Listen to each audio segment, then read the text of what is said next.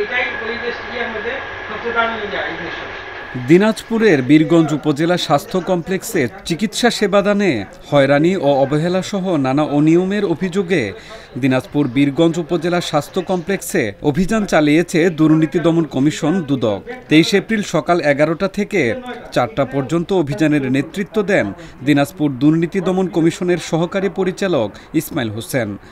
তার সঙ্গে ছিল 4 সদস্য বিশিষ্ট এনফোর্সমেন্ট টিম।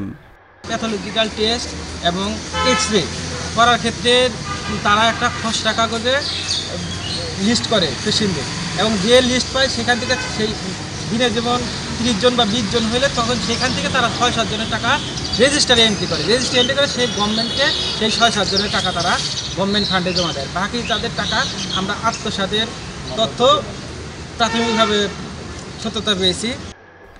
অভিযান ও তদন্তে হাসপাতালের বহির্বিভাগে অতিরিক্ত টাকা আদায়, প্যাথোলজি ও এক্স-রে বিভাগে টেস্টের টাকা আলাদা খসড়া কাগজে তালিকা করে আত্মসাৎ এবং ঠিকাদারের মাধ্যমে আবাসিক রোগীদের নিম্নমানের খাবার সরবরাহের প্রাথমিক সত্যতা মিলেছে।